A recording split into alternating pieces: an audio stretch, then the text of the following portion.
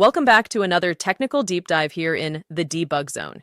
Today, we're tackling a big question and breaking it down with insights from other users. Hopefully, this clears up some misconceptions and helps you get the answer you need.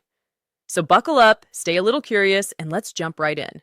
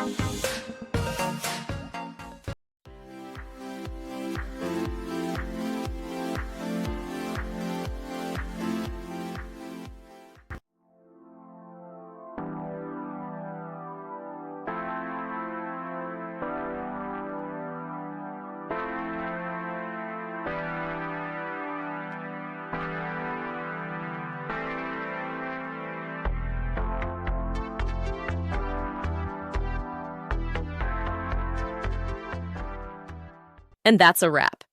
I hope you found the answer you were looking for. If you did, take a second to hit that subscribe button. It really helps out. And let me know in the comments which solution worked best for you. See you next time in the debug zone.